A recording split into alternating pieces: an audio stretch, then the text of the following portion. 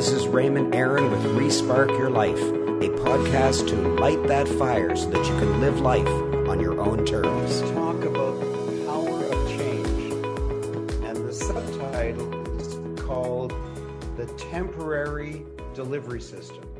And what you're going to learn in this presentation is that what you consider normal is just the momentary, today delivery system.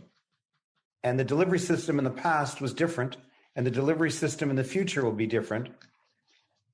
But you just think that what's going on today is what will always keep going on. So let's talk about the typewriter. If you remember typewriters of old, for hundreds of years, they never changed. They had keys, physical keys that you had to push down. And they had a big handle that you whacked with your right hand to move it back to the beginning of the line. And if you typed too quickly, the keys would meet each other and you'd have to untangle the mess. That was the temporary delivery system. And then electricity came along and there were electric typewriters. And that was a big advancement. But then everybody was upset that they couldn't underline, they couldn't make things bold, they couldn't make things italic. They just had one font and that was it. And then IBM created the IBM Selectric. And it had the famous golf balls. Just put up your hand if you remember the golf balls. Yes. When the golf balls came on, if you're too young to remember it, it was a golf ball that turned around, it swiveled, and it whacked on only one facet so that the letter A or E or a period or a comma would show up. But you could take the golf ball off in one easy motion and put on a bold golf ball or an italics golf ball. Oh my gosh, when I heard that for the first time, I was stunned. I said, that's it. It's never going to get any better than this. Because if I can switch from bold to italics to underline anytime I want, how could it be better than this? And then, of course, computers came along. And not only could you do it just with the touch of a button instead of moving a physical golf ball away, you could also have any one of hundreds and hundreds of fonts. And then, of course, the iPad came along, in which there was no physical keys at all. There were virtual keys. And we had to figure out how that works.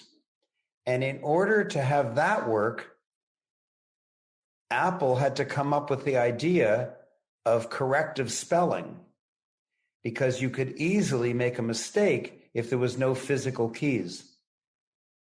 And so that's how the temporary delivery system of the typewriter moved through the ages. And I'm going to go through some of these others because I want you to get the pattern. The automobile. The automobile became mass-produced around 1904. It's only been around for about 100 years.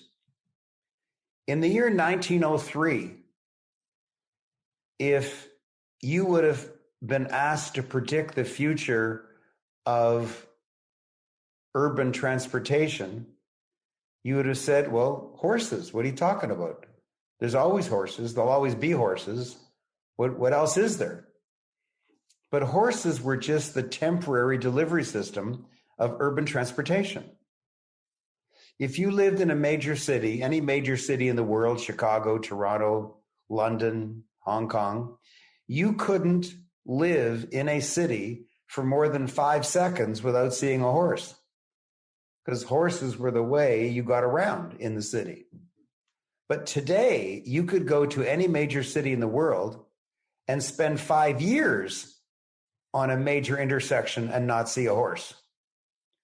But in the year 1903, the year before Henry Ford manufactured his first Ford car, that would be unheard of.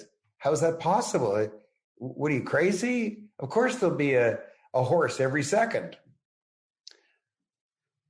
But when the car was first manufactured, even though you're sitting here in the year 2021 and you've only known cars, you think, well, of course, when the car got invented, everyone threw away their horses. Absolutely not. People were against it. And Henry Ford got death threats because he was threatening so many businesses that relied on horses. There were unions that were against using trucks or cars because everything was always done by horse. And so they wanted to protect that industry. And then all of a sudden, taxis could happen. And all of a sudden, trucks and vans could happen. And then tanks, like used in war, could happen. But now let's go a lot further and let's think of what Tesla is doing right now. Tesla is on the verge of announcing a new program that will only be done in certain isolated cities or states in the United States because it needs regulatory approval. I will be able, when the lawmakers allow it, because Elon Musk has already figured out how to do it technologically, he just needs the lawmakers to approve it. I will be able to drive my car to work, and then instead of parking it there and paying for parking, I will just release it into the system. And instead of your hiring a taxi, which might cost you $50, or instead of you hiring an Uber, which might cost you $25, you can drive in my Tesla, which might cost you $5. You might say, $5? Why is it so cheap for an exotic Tesla? And the answer is because there's no driver. With the taxi driver, there's a driver.